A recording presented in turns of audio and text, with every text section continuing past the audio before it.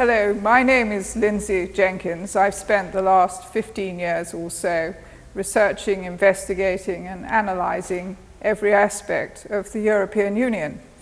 And so far, I've written 3 books. One of them, the first one, Britain Held Hostage, The Coming Euro Dictatorship, with a foreword by Frederick Forsyth, describes the history and the origins of the European Union over many, many decades.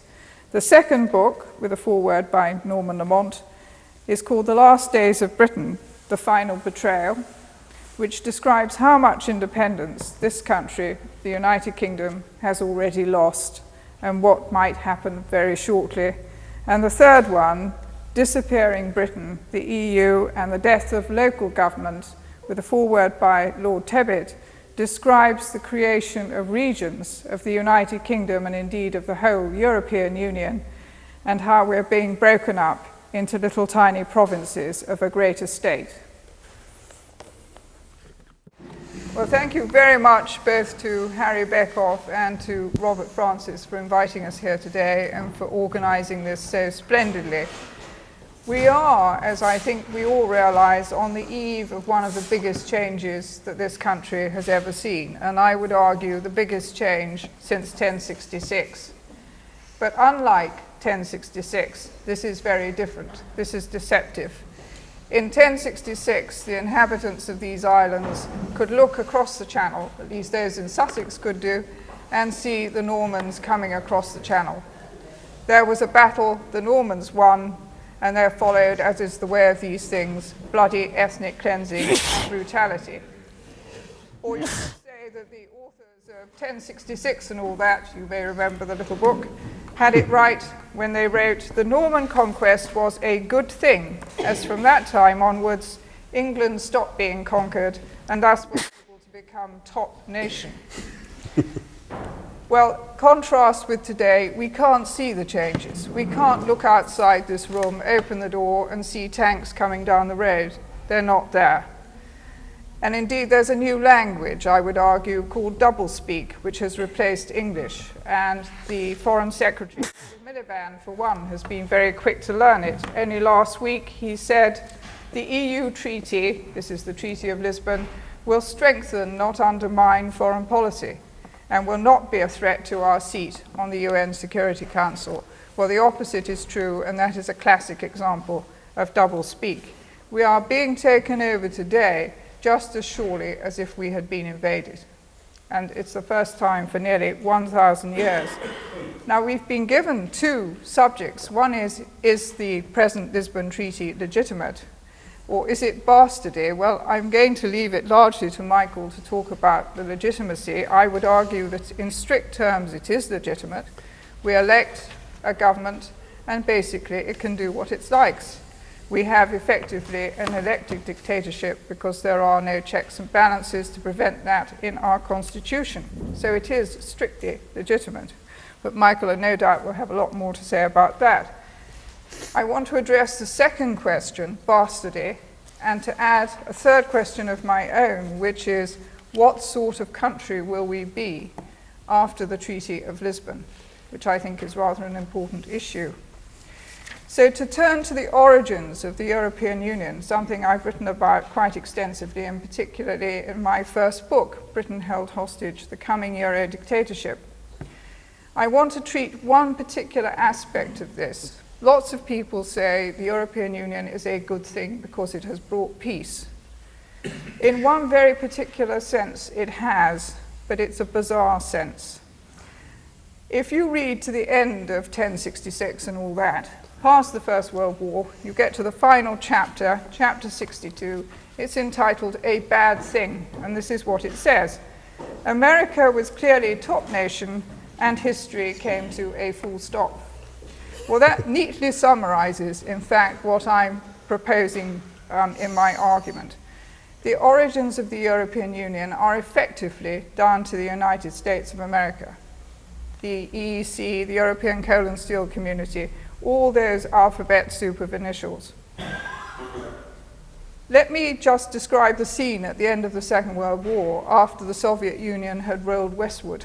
and we had, as Winston Churchill rightly said, an iron curtain across Europe. There was very considerable fear, particularly in the United States but elsewhere, that the communists would take over in Western Europe just as surely as they had with tanks in Eastern Europe, and they would do it by subversion. In France, the communists were the strongest single party. In the 46 elections, they won 171 of the seats in the National Assembly. They had nearly 40% of the total. They controlled all the trade unions. In Italy, a quarter of the assembly were communists. 2 million members around the country were backing them up. And when you took into account sympathetic socialists in Italy, the pro-Soviet left was dominant, and it was dominant across most of Western Europe. So the fear was that it would be subverted from within, and that all these countries would be linked to Moscow. And on top of that, for those of us who don't quite believe in the story about global warming, there was in the winter of 46-47 indications of global freezing because it was an extremely bad winter.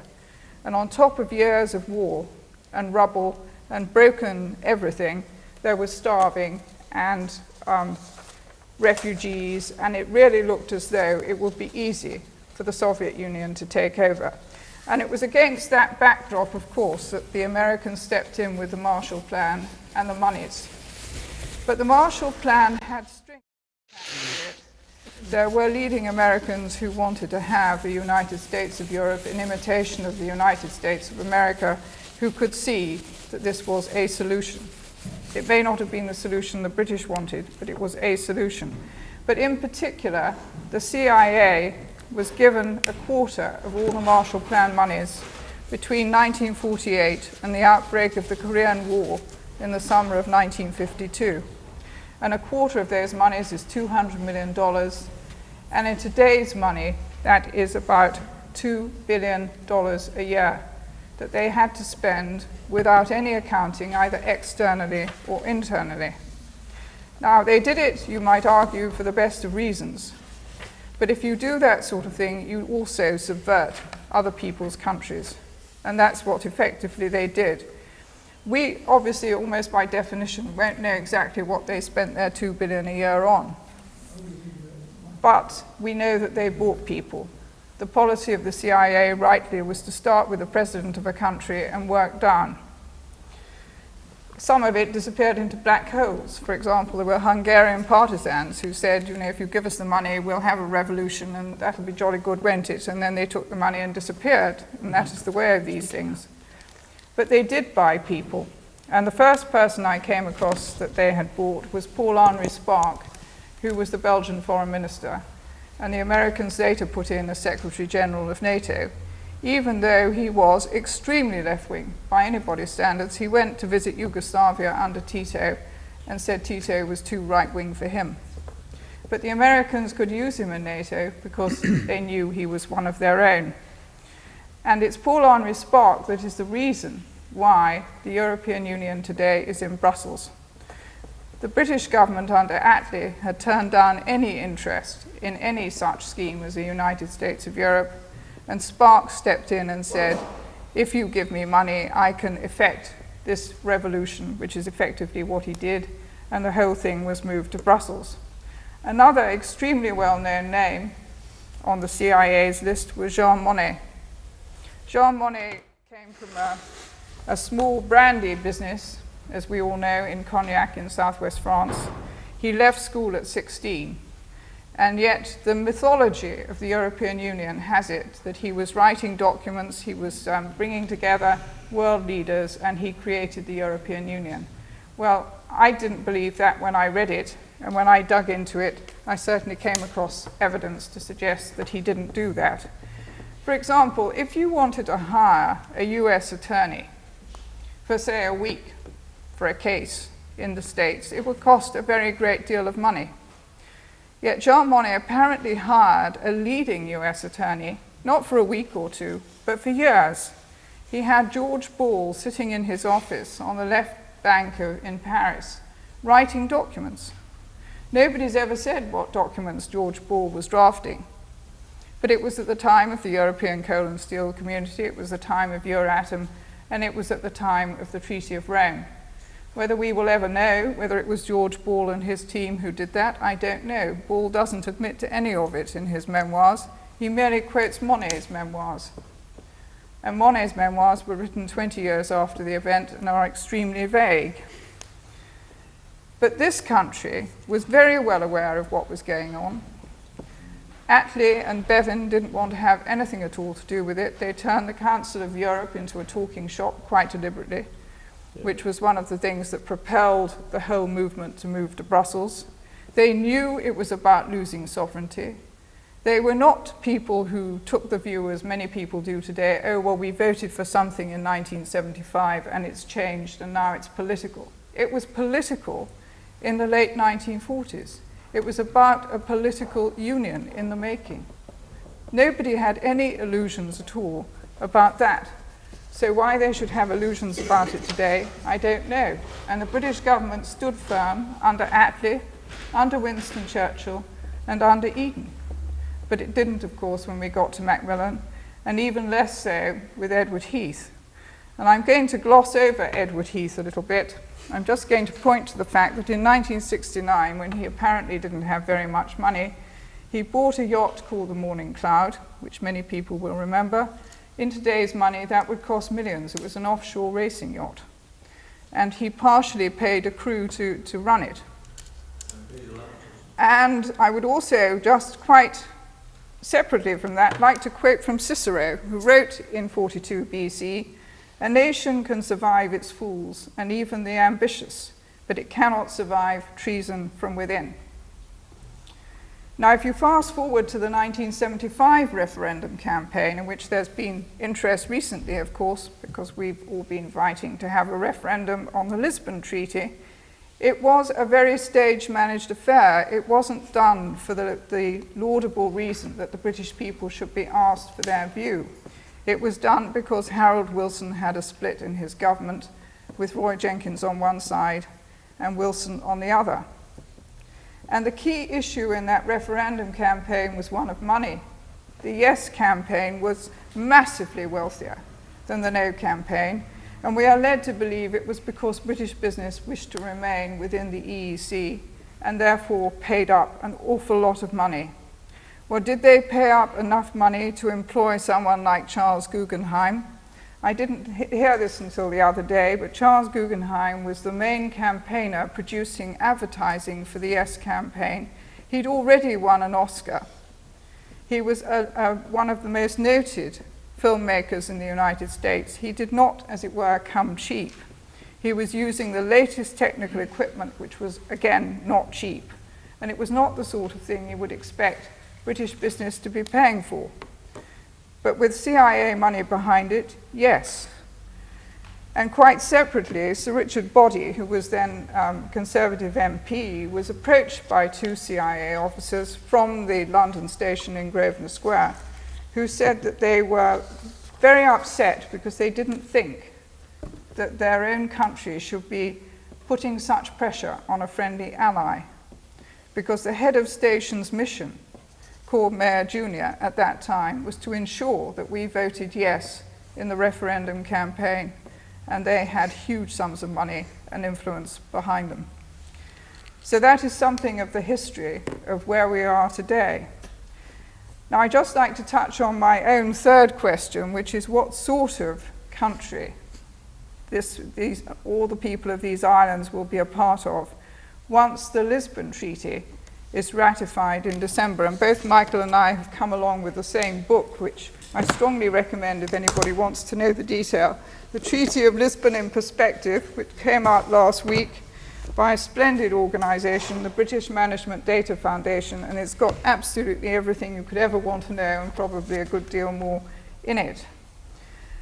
Part of the Lisbon Treaty is that the European Union will have legal personality. It will be a country in its own right.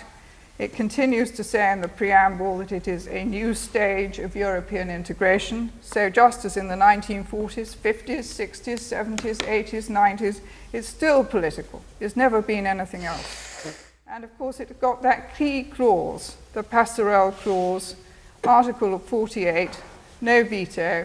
It's a blank check. It's a blank check that it's a self-amending treaty. So anything anybody in European wants in what they are pleased to call competencies that we call powers in the future, they can have without our veto. Exactly what the Labour government in the late 1940s said no to, because at the time of the European Coal and Steel Community, the Labour government said, well, we're happy to come and talk about this. And they were not allowed to go into the room unless they signed a piece of paper saying they were prepared to give up part of British sovereignty. Today it's being given away as though it's confetti. But there is one piece of good news, ladies and gentlemen, in the Lisbon Treaty. Even though there's no democracy, as we all know, worthy of the name in the European Union, the president-to-be is not going to be elected. It's all done behind closed doors. The commissioners aren't elected. There are many bureaucrats with their snouts in the trough, some of us would say, that members of the European Parliament are elected on party lists, that they can't debate properly because their microphones are cut off after a minute. But under the Lisbon Treaty, you will all be offered something very special. If you get together with 999,999 of your closest friends, you will be able to petition the Commission on anything you care to do. 1 million people, but not all from the same country, please. You have to spread it around over several countries. That is the extent of the democracy in the European Union. I have always argued that if you have 27 states, as there are now, speaking different languages, different cultures, different traditions, all within the European Union, and they're trying to create one country, and they have, and will have in December, all being equal, one country legally, then you cannot do that within a generation or two unless it is a police state. And in the Lisbon Treaty, the door is opened wide. We're trying to opt out of parts of it, but nonetheless, they create what they call an area of freedom, justice, and security. It is the beginnings of that police state. The beginnings of harmonizing civil law, criminal law, even training our judiciary, training the judiciary staff. There will be Eurojust, which already exists, will be given more powers to start criminal investigations and prosecutions. And Europol, which was cleverly named to sound like Interpol, so it's just something that where you exchange information about the police and police matters, now becomes the European Union's police force. They haven't arrived outside here yet, but I've no doubt they will do in due course. So we are in a very, very difficult situation. And Lord Denning, of course, one of the most astute of all our judges of all time, one of our greatest and a defender of common law, was absolutely right when he wrote, when we come to matters with a European element, the treaty is like an incoming tide. It flows into the estuaries and up the rivers. It cannot be held back. And how prescient he was. Now, if you want to get out of this, and I don't mean get this country out of it, but get yourselves out of it and literally cross the border and go, I just sound a note of caution, because in 2003, the Commission in Brussels considered imposing currency controls to stop the euro surging, as they said, to destructive levels against the dollar. Of course, when challenged, said, it's utter rubbish. The fact that we've carried out a study doesn't mean we're going to do it. But in fact, they were looking at a time when they thought there would be an exchange rate of the euro to the dollar of 1.35. And already today, it's way past that. It closed on Friday at 1.51. So why haven't they imposed exchange controls? Well, I would argue it was the Treaty of Lisbon. It's taken so many years to get this through that they don't want to frighten the horses. But only in October last year, 2007, the European Parliament adopted a text on tax and recommended that the Commission should impose exit taxes on all assets taken out of the European Union. And they don't just mean money, they mean paintings, jewellery, furniture, the lot. So be warned, we've had an iron curtain in the past, we may have an iron curtain in the future. Or coming back to 1066 and all that, I could write a very final chapter to it entitled A Very Bad Thing. The EU was clearly a dictatorship all freedom gone, the end. Thank you very much.